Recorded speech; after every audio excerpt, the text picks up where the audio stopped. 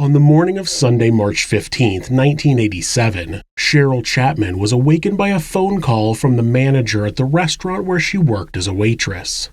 Her sister, Nancy Newman, also worked for the same restaurant, but had not arrived for her 6 o'clock shift, and the manager had tried to call her for almost 2 hours with no response. Nancy's vehicle was still in the parking lot from when she got a ride home from Cheryl Friday evening. Cheryl told her employer that she would go over to her sister's apartment and check on her.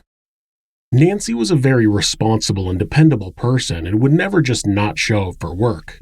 Her being 2 hours late and not answering her phone made Cheryl so nervous she wasn't able to get the key into the door lock, so her husband Paul had to do it. Cheryl sat at the kitchen table while Paul went down the hall to check on his sister-in-law and nieces. When Cheryl saw Paul rushing back toward her, she stood up, but he grabbed her and told her, quote, "Don't go down the hall. They're all dead." This is Monsters.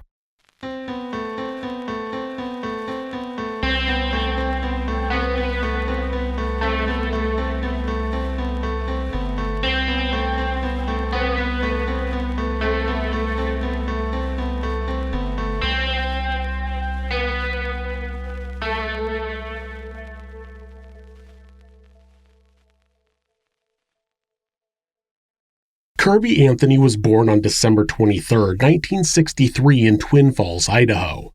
His father was a truck driver named Noah Anthony who went by Tony, and his mother was a bartender and waitress named Peggy Anthony. Tony and Peggy had a tumultuous relationship, but still managed to have 5 children, with Kirby being the youngest. Tony wasn't around much due to his job, but when he was violent with Peggy and the kids. Kirby would later describe an incident that ended with Peggy shooting Tony. One of Kirby's brothers forgot to feed the cat, so Tony started beating the boy, naturally. When Peggy tried to stop him, he knocked her to the ground and kicked her in the ribs. Peggy crawled to their bedroom and retrieved a .38 caliber revolver out of the drawer. She pointed it at Tony when he came in to continue the punishment, and he just laughed and said, quote, "Go ahead and shoot me, Peg." So she did. She hit him in the hip, and Tony drove himself to the hospital. Kirby once told a social worker that he didn't want to be involved in crime, but his situation at home seemed to make his involvement inevitable. In March of 1978, a 14-year-old Kirby was charged with first-degree burglary. He received a suspended sentence and 1 year of probation. Only 3 months after his probation ended, in June of 1979, Kirby was arrested again after one of his brothers siphoned gas from another car. He received another 2 years of probation. It was only 8 months later that Kirby was arrested again, this time being charged with bombing a building. He had attempted to use balloons filled with acetylene to burn down his school, and when he was caught, he admitted guilt and was sentenced to 30 days in juvenile detention and had his probation extended. On July 4, 1980, Kirby was arrested with some other boys after breaking into a commercial building. The other boys stole from the cash registers, while Kirby stole 2 pints of whiskey. The courts finally realized that Kirby wouldn't stay out of trouble on his own, and they sent him to a youth services center where he was able to get his GED and get vocational training. He spent 4 months at the center where he received counseling, got his GED, and began training as a mechanic.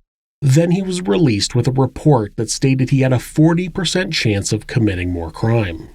By the time Kirby was 16 years old, he had been in and out of the legal system and had fooled that system into believing that he was reformed. His counselors from the Youth Services Center wrote a glowing review to the courts and recommended his outstanding charges be dropped. On January 6, 1982, Kirby showed up at the home of Thelma Stull, who lived alone and was in a wheelchair, and robbed her at gunpoint. He stole her cash, tied her up, and sprayed her in the face with mace. He also took the telephone with him when he left, so she couldn't call for help. Her son came by later and discovered Thelma and called the police. Thelma was easily able to identify Kirby, and he was arrested. He confessed to the crime and was convicted of felony assault, but I couldn't find any details about his sentence. Later that year, Kirby was dating a girl named Kim Hawkins when he took her to Pine Bridge where he was meeting some other friends. They had a box of rabbits that they intended to set on fire and parachute off the bridge. When Kim learned what they were going to do, she started crying, and Kirby played the hero by saving the rabbits from their fate. With Kim now happy, Kirby took her home and promptly returned to the bridge where he and the other boys lit the rabbits on fire and sent them sailing to their deaths. It wasn't long before Kim realized how violent Kirby could be. When she tried to break up with him, he showed up at her house and began strangling her. She was home alone at the time, but fortunately her brother and his friends interrupted him and he stopped. They managed to get him out of the house, but he told Kim that he'd kill her if she ever started dating anyone else. Despite the relationship being over, Kirby spent years stalking her, even after she got married. Even while Kirby was dating other women. He had other girlfriends after Kim, yet he was still stalking her. He had even gotten one of her friends pregnant while they were still dating, which led to the baby being put up for adoption. In 1984, Kirby started dating a woman named Debbie Heck. On the evening of July 27, 1985, 12-year-old Michelle Bethel was raped, beaten, and strangled in Rock Creek Canyon just outside of Twin Falls. The attacker left her for dead, but she was discovered and taken to the hospital. When police interviewed her the next day, she couldn't remember what happened. Investigators found a pair of thong sandals near where Michelle was found, and they learned that a group of young men had been partying nearby. When they asked around, they found that the sandals belonged to a man named Sam Berry, and he told investigators that he had lent them to a friend named Kirby Anthony. Sam explained that when he left with Kirby, he had apologized and said that he had lost his sandals. Sam said he suggested they look for them, but Kirby seemed to be in a hurry to leave. They interviewed Kirby, and he told them that he had gotten the sandals and his feet dirty, so he went down to the river to wash them off, and he left them down there. They asked him for the clothes he wore that night, but he ended up giving them different clothes. His girlfriend at the time, Debbie Heck, knew that he lied about the clothes, but she didn't say anything. Kirby had told her that he ripped his pants at the party and threw them out. Kirby assured police that he would fully cooperate with their investigation. Then he fled to Alaska.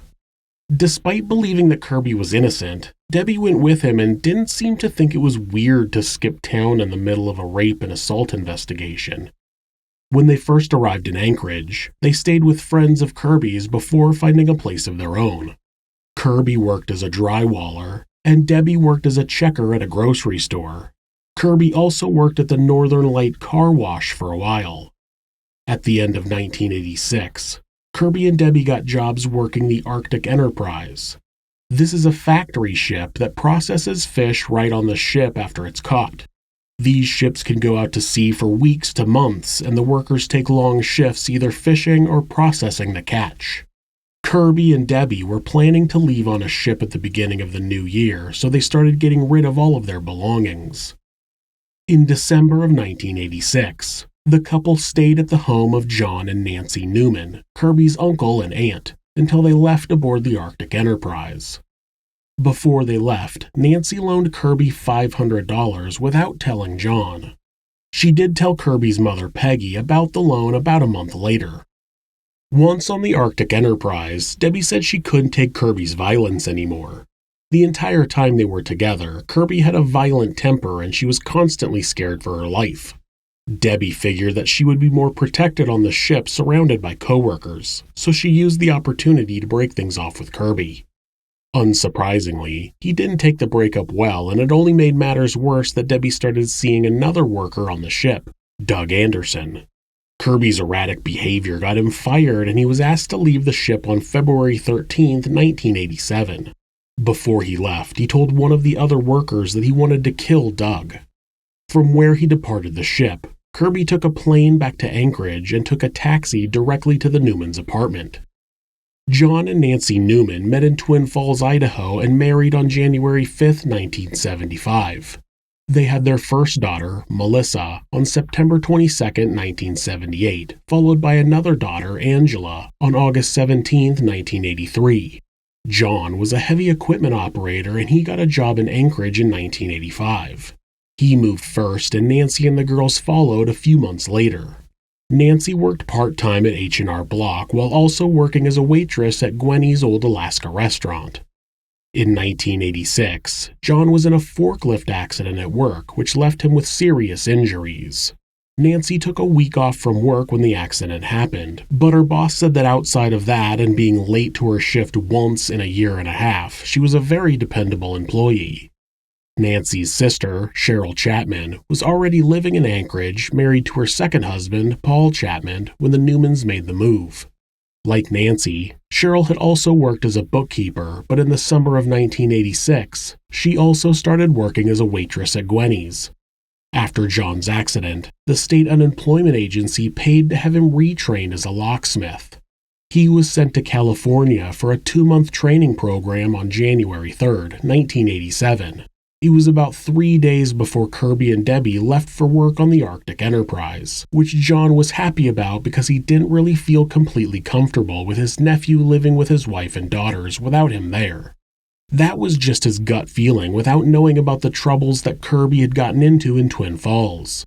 Kirby's mother, Peggy, who was also John's sister, hadn't told him or Nancy anything about Kirby being investigated for the rape and assault of a 12-year-old. John would later say that he would have never let his nephew anywhere near his family if he had known that. When Kirby arrived at the Newmans' apartment after he left the Arctic Enterprise, nobody was home, so he waited in the taxi until Nancy and Cheryl showed up. He told Nancy that he and Debbie broke up and he couldn't manage to be on the same ship as her. Nancy reluctantly let him move back in, but once John found out, he was very unhappy and told Nancy to ask him to leave. Nancy told Kirby that he had to move out, and though he complied, he was furious about it. He moved in with a friend named Dan Grant. At 6 p.m. on March 13th, Nancy had dinner at Gwenny's with Cheryl and Paul. Cheryl's daughter from her first marriage was babysitting Melissa and Angie. When they finished dinner, they decided to go to Nancy's apartment, and Nancy left her car in the restaurant parking lot, opting to ride with her sister and brother-in-law. Paul said he could give her a ride back to her car the next day if she needed it. Nancy had the day off, but was scheduled to work in the morning on the 15th. At Nancy's apartment, they drank coffee and chatted for another hour before the Chapmans left. Nancy never called the next day for a ride back to her car, and Cheryl even called her a few times but never got a hold of her. It wasn't until the following morning that Cheryl would get the call that Nancy hadn't shown up for work and her entire life would change. When the first officer arrived on the scene, he quickly entered the apartment and cleared it of any suspects. He briefly checked the bedrooms and confirmed the victims before exiting the apartment and securing the scene. When paramedics arrived on the scene, they were denied entry because the victims were clearly deceased and the officer wanted to preserve the crime scene. In the master bedroom, Nancy was found with her nightgown pushed up past her breasts and she had a pillowcase tied around her neck. She had been sexually assaulted and strangled. In the next bedroom, 8-year-old Melissa was lying on her back on the floor. Her nightgown was pushed up to her chest and a pillowcase was also wrapped tight around her neck. Another pillowcase was tied around her right wrist, making it seem like she had been tied up at some point. Her underwear were on the floor nearby, and the medical examiner found major injuries to the girl's vagina that indicated the use of a blunt object for penetration. 3-year-old Angie was in the last bedroom. She was lying on her back on the floor in a puddle of blood.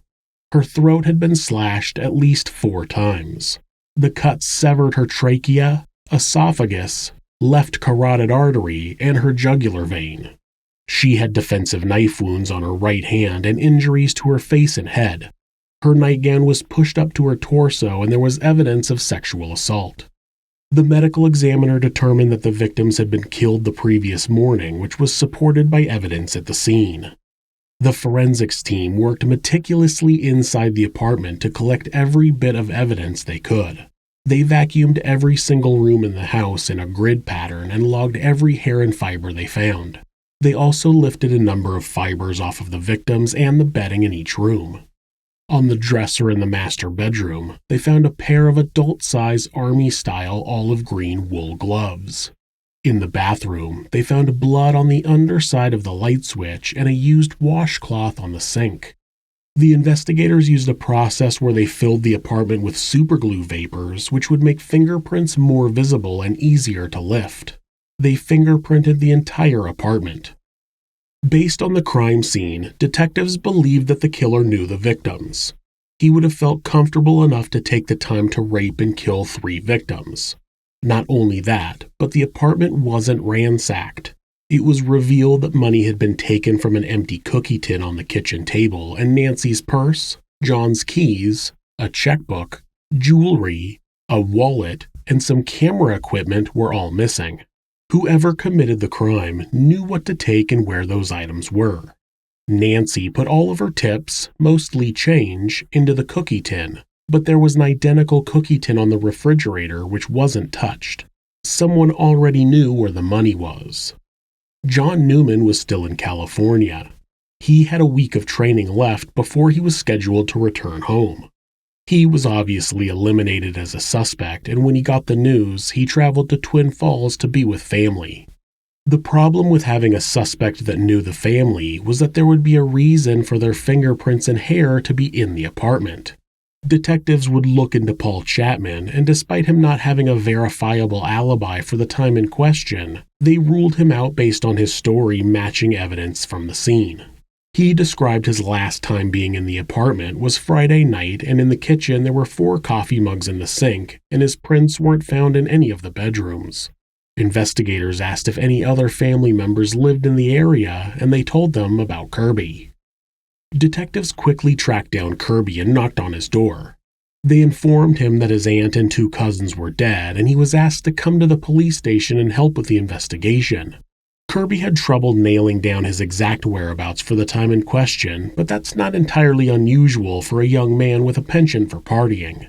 He explained that he had been at a party at a friend's house Friday night, which was confirmed. It turned out that the party involved an excessive amount of cocaine, which Kirby omitted from his story, but that didn't change the fact that he had been seen there. He left the party briefly to get more beer, but he wasn't alone on the trip. Kirby said he left the party at 7:05 a.m. and walked across the street to his house. He woke his roommate up for work and then watched television. He explained that at one point that morning he called Nancy to see if he could come by. He told the detectives that he just wanted to visit with her and give her some money that he owed her and possibly do some laundry. It's unclear if he talked to Nancy or not, but he said that at 8:45 a.m. he went to a friend's house and did laundry there. He claimed he got there at about 9 a.m., but when questioned, the friend said he didn't arrive until between 10 and 11 o'clock. So Kirby's alibi had a 2-hour hole in it.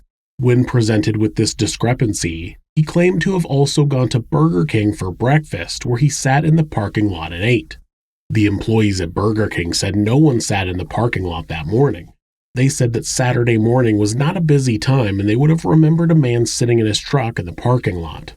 When presented with that discrepancy, he said that he actually sat in the parking lot across the street. It seemed that Kirby kept giving stories with holes in them and then finding ways to fill the holes. Coincidentally, it made none of his stories verifiable. It's not really an alibi if nobody saw you there. Also, to forget that you went to a fast food restaurant for breakfast and then to forget that you ate in the parking lot across the street was fairly suspicious. The investigators explained that they needed to get elimination samples from Kirby since he had lived in the apartment. They needed his fingerprints, palm print, hair samples, and a blood sample. When they searched his apartment, they found the camera bag that was missing from the Newmans' apartment. In it was John's 35mm camera, lens, and flash. Kirby claimed that Nancy had lent him the camera and that she told him not to tell John because he would have a fit. John would later say that Nancy would never lend out his camera. It was also revealed that Kirby had 2 other cameras and John's camera still had a half a roll of family pictures in it. Seems like you'd take the film out or use it up before you lend out the camera. It also proved that Kirby had not used the camera he was so eager to borrow. During the search, they also found a drop of blood on his shoes. There wasn't DNA testing at the time, but they were able to determine it was human blood. When detectives questioned Kirby again, one of them lied and said they found his hair inside of the green wool gloves that were on Nancy's dresser. If Kirby hadn't worn the gloves, he would have said that to the detectives. He would have said it was impossible since he'd never worn them. Instead, Kirby thought for a minute and then told the detective that he had borrowed them the previous week to clean snow off of Nancy's car. Kirby claimed that it had snowed a ton and that he either used his hands or a broom to clean all the snow off of the car. When the detective looked up weather reports, he found that it hadn't snowed much any day that week. The most snow that had fallen over an entire day was half an inch, which is not considered a ton of snow in Alaska. I'm from the Pacific Northwest, and that's barely considered a light dusting. So Kirby fabricated a story to explain why his hairs were found in the gloves even though no hairs had actually been found in them. When the forensics unit started going through all of the fingerprints, they did find Kirby's prints in the apartment. Obviously, they would be in the living room, kitchen, and bathroom, but they were also in Melissa's room because that's the room he and Debbie stayed in before they left on the ship. On top of those prints, though, there were more of Kirby's prints in places that they shouldn't be. One of those places was in Nancy's bedroom, and there was a left palm print on the wall over Melissa's bed which seemed fresh, and it was in a spot that would make sense if he was bracing himself while assaulting the girl. They also found Kirby's fingerprints inside the cookie tin where Nancy had kept her tip money. The FBI forensics lab processed a massive amount of hairs and fibers found at the scene. Pubic hairs that matched samples from Kirby were found in every room, including on Melissa's body and on top of her bedding. Hair comparisons are not the strongest way to match a person to a crime, but Kirby did have unique characteristics of his hairs that made these comparisons more certain than with other people. Also, pubic hairs that were collected from the washcloth found in the bathroom matched Kirby's, and one had an egg sac connected to it from pubic lice. When Kirby was examined, it was revealed that he did in fact have pubic lice. Investigators believed that Nancy and her daughters got up on Saturday morning and began having breakfast. There were 3 coffee cups already in the sink from the previous night, and there were partial bowls of cereal and a coffee cup on the kitchen table. It's believed that Kirby arrived a little before 9 a.m. He might have really called Nancy and asked if he could come over, and she told him no and he was upset, but that's speculation. When he arrived, he and Nancy talked in the kitchen, which would explain the contents of the ashtray. There were only a few butts in the ashtray: 4 Marlboro Lights, which was the brand Nancy smoked, and a Camel filtered. They found out that Paul Chapman had been smoking Camels the night before, but it was clear that Nancy had emptied the ashtray at the end of Friday night, or it would have had more butts in it. The pile of butts in the kitchen garbage confirmed that theory, so investigators posited that Kirby had spent enough time talking to Nancy in the kitchen to smoke a Camel cigarette. They had taken a saliva sample from the Camel cigarette butt, and it didn't match a sample taken from Paul. Investigators did learn that Kirby regularly smoked Camel cigarettes, and the saliva sample would eventually come back as a match to one taken from Kirby. By the end of Kirby's cigarette, he became enraged and forced Nancy and the girls into their rooms. It's believed that he tied up Melissa, but it's unknown in what order he attacked each one of them. Investigators believe that he went out to the living room and looked out the window to see if anyone was around before he commenced his assault. There was a fresh shoe print that matched Kirby's on the fireplace that was a perfect spot to see out the window. After the attacks, they believe he went into the bathroom and used the washcloth to clean himself up. Then he went through the apartment, taking valuables from where he knew they were: the camera, the jewelry, the cookie tin. He didn't ransack the apartment because he didn't need to. He took what he wanted and slid out of the house, locking the door handle as he left. There was no sign of forced entry. There were no screams from discovering an intruder. This crime was committed by Kirby Anthony. The circumstantial evidence was piling up, but investigators wanted more, so they put Kirby under surveillance. They made sure that Kirby knew that he was under surveillance, though. Their goal was to rattle him into making a mistake more so than to catch him doing something secret. On March 20th, Kirby met a woman at a nightclub and asked her if she had heard about the murders, explaining that they were his aunt and 2 cousins. Because if that's not the perfect icebreaker, I don't know what is. He told the woman that Nancy had to watch while Melissa was sexually assaulted. Investigators talked to the woman and found it very strange that Kirby would make that up about his own family members, which led them to believe that he may be telling the truth. Of course, how would he know that unless he was there? Eventually, it was discovered that just a few days after the murders, Kirby called Carol Hawkins, the mother of his ex-girlfriend Kim in Twin Falls. During the call, he talked about the murders and told Carol that Nancy was raped and that one of the girls was stabbed. This information had never been released by the police and had not appeared in any media. The only way Kirby could have known those details was if he had been there during the murders. An FBI profiler said that the suspect would continually call the police department and ask for updates in the case, and Kirby did exactly that.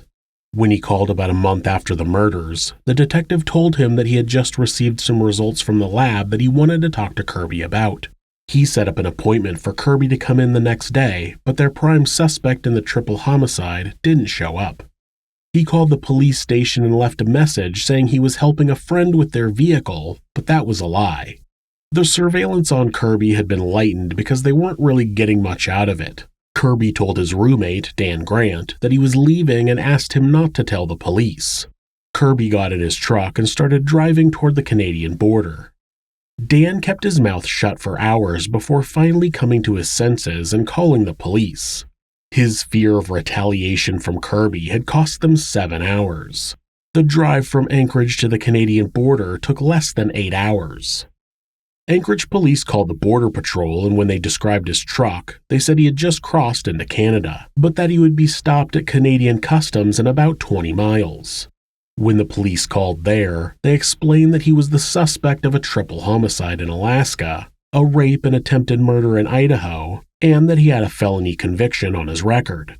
On top of that, he was driving on a suspended license.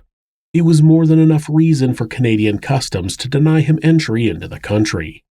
The customs agent said that Kirby was actually approaching right then, and he put the police on hold. When the agent came back, he told the police that he told Kirby to bugger off and he was headed back towards Alaska. The Anchorage police called the Border Patrol back and found out that 2 Alaska state troopers had just stopped by and they were waiting for him to come back through. Of course, Kirby had about 20 miles of road where he could have stopped and fled on foot, but it was the middle of the wilderness in the Canadian Yukon. It would be very unlikely that he survived. He could have tried to hitch a ride from someone else, but he would have likely been recognized by the Canadian customs agent. Kirby probably didn't even know that the police were onto him and thought that he was denied entry into Canada due to his suspended license. A few minutes later, Kirby came through the border crossing and he was arrested by the state troopers for driving on a suspended license. When his truck was searched, they found a marijuana pipe with residue which qualified his vehicle to be impounded. Kirby was placed in a local jail on $5,000 bail for driving with a suspended license. The lead detective flew up to where Kirby was being held and presented him with arrest warrants for 3 counts of first-degree murder, 2 counts of first-degree sexual assault, and 1 count of kidnapping. See, in Alaska, if you tie someone up, against their will, it counts as kidnapping because you're keeping that person from being able to move about freely on their own. Since Melissa had a pillowcase tied to one wrist, it was evident that she had been tied up for some period during the attack, so the district attorney added the kidnapping charge. When the detective told Kirby what he was being charged with, he responded, quote, "What's this kidnapping shit?" He had just been charged with multiple counts of rape and murder and didn't question that at all, but couldn't understand why he was being charged with kidnapping. While Kirby was in jail awaiting trial, his neighbor came forward and told police that he had tried to sell him John's camera a few days after the murders. The neighbor described the camera bag perfectly, which was blue nylon with red writing. He told them that Kirby also owed him about $50 and paid him back 30 of it in rolled quarters and dimes. The prosecutor learned that the semen sample taken from Melissa's body had a unique genetic marker that could be matched if they had a semen sample from Kirby. It appeared in about 1% of the population, so if Kirby had it, it would really help in proving his guilt. If he didn't have it, it would equally help exonerate him. Kirby refused to give a semen sample willingly, so the prosecutor tried to have the judge order a sample be forcefully extracted from the defendant. The judge denied the request because he felt the procedure was too intrusive and the science behind the testing wasn't accepted in court at the time. The prosecutor would have to make do with the evidence they already had. At the same time, the defense tried to make the judge order the prosecutor to only use black and white pictures during the trial. They wanted to sanitize the images of the crime scene in order to keep the jury's emotions from getting to them. The judge denied their request as well. Kirby's trial began on April 25, 1988, and he had almost no support. All but 2 of his friends had abandoned him, and his mother didn't travel to Alaska for the trial. The prosecution presented testimonies from the police and from people who personally knew Kirby at the time, like Debbie Heck. They presented the fingerprints, the stolen goods, the pubic hairs with lice. The detective testified about Kirby's ever-shifting alibi, which was never able to be verified. The neighbor testified about the camera and the rolled coins. The FBI testified about the profile developed by the Behavioral Analysis Unit and how it perfectly matched Kirby. The defense presented their case, which pretty much consisted of them saying, "Nuh-uh," and objecting to literally everything the prosecution presented. I understand that it's the defense lawyer's job to object to details that shouldn't be presented to the jury. It's what keeps the trial fair. But there seem to be some defense attorneys who know their chances of winning are bad, and they adopt this strategy of just objecting to everything they possibly can and trying to get as much evidence tossed out. And so far as I've seen, it never works, and it's just really, really fucking annoying. The defense also had Kirby's 2 remaining friends testify that he was calm and relaxed when he arrived at their house at about 10:30 a.m., which would have been right after he raped and murdered his aunt and cousins. That doesn't prove that he didn't commit the crime, it just shows what a complete and utter psychopath he is. Then Kirby took the stand to testify in his own defense. Even if his defense had a chance of winning before, which they didn't, Kirby destroyed it. Everything he said on the stand were new, made-up lies that didn't match statements he had made before. The jury had heard Debbie Heck take the stand and describe the real Kirby Anthony, and she said he would constantly lie to get himself out of trouble. She specifically said, quote, "For him, lying is like an addiction." Kirby would claim that he never said something to the detectives, and the prosecutor would play back the recording of him saying it. Then Kirby would just make up another lie to explain why he said what he did but didn't mean it. While Kirby was at trial for rape and triple murder, more evidence was found against him, but this case had nothing to do with the Newmans. A person named Walter Napageek was murdered on April 11th, almost a month after the Newmans, and when police went back over the unsolved crime details, they found connections to Kirby. It happened near the car wash where Kirby worked. Walter was found stripped from the waist down and had his pants tied around his neck. When they went back over the evidence collected at the scene, hair samples were a close match to Kirby's. Another inmate where Kirby was being held told police that he had confessed to the crime. There was a rumor that the crime was sexually motivated, and Kirby wanted the inmate to know that he had killed Walter but that it was over drugs and not sex. Kirby was so concerned about his own macho image that he confessed to a murder so that other inmates wouldn't think he was gay. The prosecutor compiled details about the crime but never ended up filing charges due to the outcome of the trial from the Newman murders. When Kirby was cross-examined, the prosecutor tried to get a straight answer about why he needed to borrow a camera, but Kirby just made up more lies.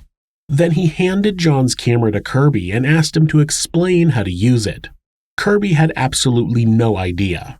He also couldn't explain how his pubic hairs with pubic lice got on the washcloth in the bathroom, and he couldn't explain how he had known Nancy was raped and Angie was stabbed before anyone else. Then the prosecutor read a letter that Kirby had written to his parents from jail where he explained how long it would have taken him to commit the crime. He goes over each detail of the crime and assigns it an amount of time. It's absolutely disgusting, but his goal was to explain to his parents that he wouldn't have had enough time to carry out the rapes and murders. Of course, that was based on the times from his alibi that couldn't be proven. Then the prosecutor read other jail letters from Kirby where he said that John Newman, his uncle, the man who had just lost his wife and 2 daughters, could kiss his ass, and one where he says that Paul Newman, quote, is going to think he's in hell when I see that fat piece of shit. Clearly, Kirby was not the calm character who was crying on the witness stand. He was a violent, angry man.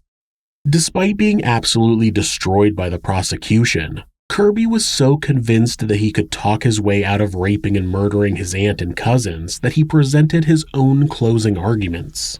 He responded to each of the prosecutor's theories and once again tried to lie his way out of the charges, but the jury wasn't fooled. The short deliberation was a sign of bad news for Kirby, and maybe he knew it, because before the verdict was announced, he turned around to face John Newman, who was sitting in the second row, and yelled out, quote, "You're a fool, John." Everyone else was frozen with shock, but John lunged at Kirby, yelling, quote, "Don't you even talk to me." 2 officers caught John and made sure to stay between them for the remainder of the session. On June 6, 1988, Kirby Anthony was found guilty of 3 counts of first-degree murder, 2 counts of first-degree sexual assault, and 1 count of kidnapping. Even after attempting to defend himself and failing, Kirby just couldn't keep his mouth shut. He spent time at his sentencing hearing arguing with the judge, and finally he was sentenced to 99 years for each murder, to be served consecutively. The judge sentenced him to 99 years for the kidnapping charge to run concurrent to the murder charges. Then he sentenced him to 30 years for each of the sexual assault charges to be served consecutively with the murder charges. Kirby Anthony was sentenced to a total of 375 years in prison. At the end of the judge's sentence, Kirby began yelling about how he was innocent and that he didn't want to hear any more from the judge. It was all for show, though. Narcissists don't like it when they fail at manipulating people, and the next best thing is attention, and that's what Kirby wanted. The judge wouldn't give it to him, though. He simply called for a recess, and Kirby was taken away to spend the rest of his life in prison as a baby killer. Kirby Anthony thought that he was the toughest guy around, and when his aunt kicked him out and wouldn't allow him to come back, he couldn't handle being slighted. He attacked his family members, and I believe the sexual assaults were a way for Kirby to show Nancy who was boss. He not only took his rage out on his aunt, but his 3- and 8-year-old cousins, raping and murdering them like a monster. If you're the victim of domestic abuse, please reach out to someone for help. Talk to your local shelter or call the National Domestic Abuse Hotline at 1-800-799-SAFE. That's 1-800-799-7233. Or you can go to thehotline.org to chat with someone online. This website is set up so that at any time, hitting the escape key twice will take you to a Google search page. That way, if your abuser is nearby, you won't get caught seeking help. If you're having feelings of harming yourself or someone else, or even just need someone to talk to, please contact your local mental health facility, call 911, or call Mental Health America, who operate the National Suicide Prevention Hotline at 1-800-273-TALK. That's 1-800-273-8255. They're available 24 hours a day, 7 days a week. Thanks so much for letting me tell you this story. If you enjoyed it, subscribe on whatever platform you're on, hit like, rate us, or leave us a comment. You can also check out our other show, Somewhere Sinister, on YouTube or anywhere you listen to podcasts. If you'd like to support the show, check out our new merch at Teespring. The link is in the description. Thanks again, and be safe.